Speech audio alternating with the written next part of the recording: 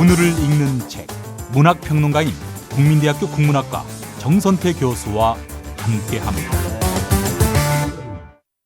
국민대학교 한국어문학부 국어국문 전공 정선태 교수님과 함께하겠습니다. 교수님? 네, 안녕하세요. 네, 교수님. 오늘 어떤 작품 소개해 주시겠습니까? 네, 오늘은 시가 있는 금요일 바닷가에서 전해드리겠습니다. 아, 바닷가에 계세요? 네, 동네 친구들하고 어울리지 않게 바닷가에 놀러 와 있습니다. 어느 바다입니까? 태안 쪽인데 아, 예. 파도 소리가 자욱하고요.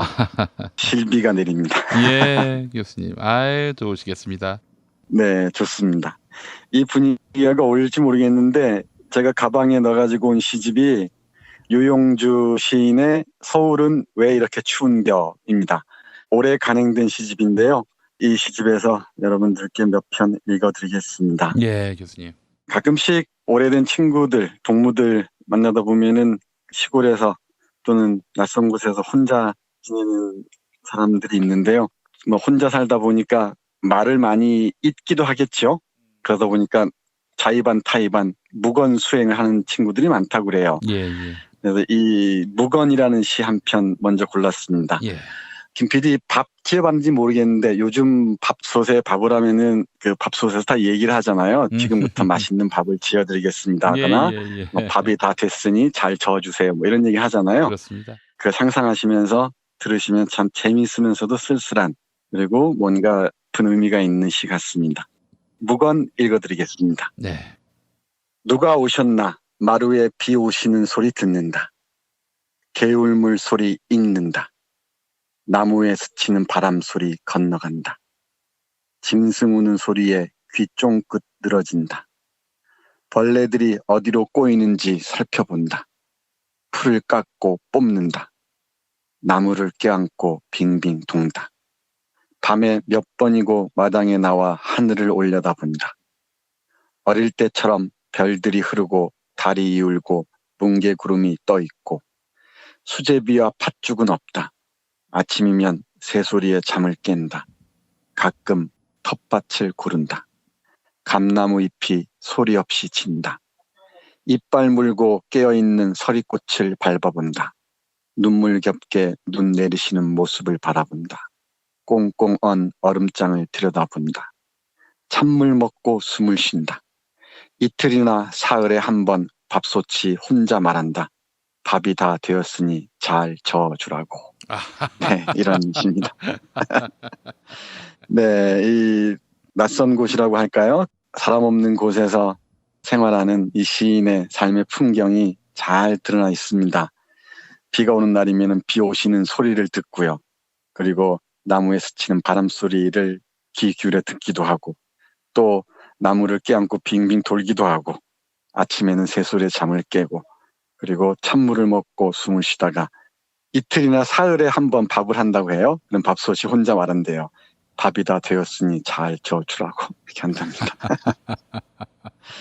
네, 이게 좀 유머러스하면서도 그 삶의 모습이 잘 드러난 시가 아닌가 싶습니다. 예. 네, 이 유용주 시인의 시의 특징이 그렇습니다. 그 시인이 살아가는 삶의 모습들을 이렇게 하나하나 꾸밈없는 언어로 옮겨놓는 그 맛이 대단합니다. 예. 한 편 더 읽어드릴게요. 시가 내게로 안 왔답니다. 그러니까 오지 않았던 뜻인데 제목이 여기서 말하는 시는 어떤 깊은 의미, 새로운 세계 이렇게 읽을 수 있을 것 같습니다. 내가 간절하게 바라는 무엇 이 정도로 이해하면 좋을 것 같은데요. 시가 내게로 안 왔다. 그러니까 시가 내게로 오지 않았다라는 제목의 시 읽어드리겠습니다. 산골에서 살아가는 어떤 사람의 삶의 모습 그리고 그 안에서 시를 쓴 시인의 고즈넉한 모습을 상상하시면서 들으시면 참 좋을 것 같습니다. 예. 시가 내게로 안 왔다. 새벽까지 깨어 기도드렸지만 안 왔다. 아침도 먹지 않고 풀을 메고 씨를 뿌렸지만 안 왔다. 새참을 줘도 안 왔다. 쌈 채소와 애호박과 풋고추와 가지를 줘도 안 왔다. 마늘과 황토 고구마와 햇김을 바쳐도 안 왔다. 청정 산나물과 비싼 횟감으로 점심을 차려도 안 왔다. 낮술을 먹고 입으로 토해도 안 왔다. 온종일 땀으로 소금꽃을 피워 올려도 안 왔다. 발바닥이 부르트도록 걸어도 안 왔다. 밤길을 걷다가 넘어져 피를 흘려도 안 왔다. 소구름 삼키며 무릎 꿇고 빌어도 안 왔다.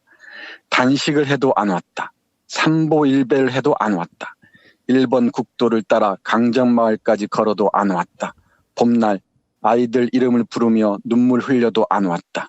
산성과 차벽을 뚫으려다 식물인간이 되어도 안 왔다. 정과 18범이 되어도 안 왔다. 연좌농성, 고공농성을 해도 안 왔다. 목숨을 끊어도 안 왔다. 강물이 되고 파도가 되어 물마루 끝에서 호곡을 해도 안 왔다. 별이 되고 바람이 되고 구름이 되어 흩어져도 안 왔다. 기다려도 기다려도 오지 않을 것을 뻔히 알면서 기다리는 내게 그는 끝내 나타나지 않았다. 시가 내게로 안 왔다는 시 읽어드렸는데요. 처음에는 새참을 줘도 안 오고 마늘과 황토, 고구마와 햇김을 바쳐도 안 오고 했던 그 시입니다. 그리고 세월을 상상하시면 될 것 같은데 아이들 이름을 부르며 눈물 흘려도 안 왔고요. 연좌농성, 고공농성을 해도 안 왔습니다. 그리고 기다려도 오지 않을 것만 같았다고 얘기합니다. 그러면 여기서 시는 그리고 그는 뭔지 뚜렷하게 그릴 수 있을 것 같습니다. 이 시인이 바라는 세상, 시인이 바라는 어떤 사람을 상상하면 좋을 것 같습니다. 이런 시를 쓰는 이유는 정말 간절하게 바라는 세상을 그리면서 썼을 것 같은데요. 지금은 어떤 시를 쓸지 모르겠습니다만은 이 시가 내게로 안 왔다는 시를 쓴 시점, 그러니까 2014년, 15년 시점을 상상하시면은 이 시의 의미가 좀 더 각별하게 와닿지 않을까 생각합니다. 이명박 집권기. 예. 네, 금방 이해를 하시는군요. 여기 1번 국도를 따라 강정마을까지 걷는 그 행진이 있었죠. 뭐 그런 걸 떠올리시면 금방 알 수 있을 것 같습니다. 그리고 개 2마리라는 시도 읽어드리겠습니다. 시 제목의 의미는 조금 모호합니다만은 내 아이는 어디 출신인가라는 2부 제목을 떠올리시면 어렵지 않게 이해하실 수 있을 것 같습니다. 예. 편견과 선입견의 문제입니다. 그러니까 전라도 출신이니 경상도 출신이니 이런 문제 때문에 얼마나 많은 편견과 선입견에 시달려 했습니까? 그리고 보이지 않는 차별 속에서 힘겨운 세월을 보냈던 것 같습니다. 이 개 2마리라는 시 읽어드리겠습니다. 짤막한 산문 같은 시입니다. 나는 부산에서 태어나 6살 때까지 살았다. 여름에 아버지 본적지로 이사했다. 어머니 고향은 여수 바닷가이다. 경상도 보리문댕이라고 야유했던 코 찔찔이들이 금방 불알 친구가 되었다.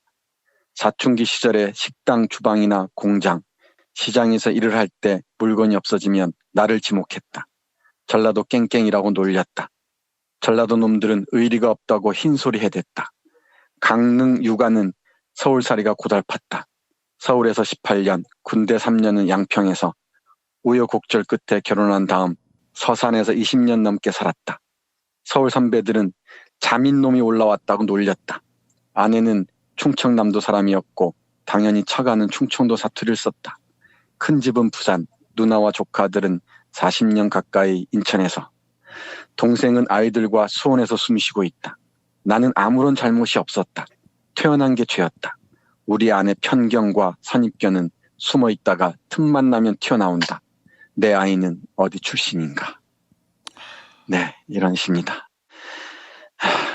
이 시인이 얘기하듯이 태어난 게 뭐가 죄겠습니까? 내가 경상도에서 태어났든 부산에서 태어났든 여수에서 태어났든 서산에서 태어났든 그게 뭐가 죄겠습니까? 근데 죄가 되어서 온갖 편견과 선입견에 시달렸던 거죠. 그걸 이렇게 낮은 목소리로 얘기하고 있습니다. 이 좁은 땅에서도 이런 얘기를 하는데 다른 나라에서 온 또 다른 피부 색깔의 사람들이 시달려야 할 편견을 생각하면은 아득해지기도 합니다. 그런 시들은 또 다른 기회에 소개해드리겠습니다만은 유용주의 이런 개 2마리 같은 시들 보면서 우리 안에 후천적 DNA 같이 새겨진 이 편견들 언제나 사라질 수 있을까 싶습니다. 예. 이 시 좋은 작품들이 참 많은데요. 제가 2편 남겨뒀습니다. 하나는 신분사회라는 작품이고요. 나머지 하나는 당신의 참말이라는 노무현 대통령 추모시가 실려 있습니다. 이 중에 앞에 신분사회라는 시 먼저 여러분과 함께 하겠습니다. 평소에 돼지로 살다가 술에 취하면 개새끼였다. 평생을 머슴으로 살았다. 평생을 종으로 살았다. 한 번도 양반이었던 적이 없었다. 늦가을 홀로 반바지 입고 팔공산을 내려오는데 석천리 청년 회원 6명이 버섯 따러 올라와 깜짝 놀란다. 안 무섭소. 뭐가 무서운가요? 짐승이 무섭지 뭐가 무섭겠어.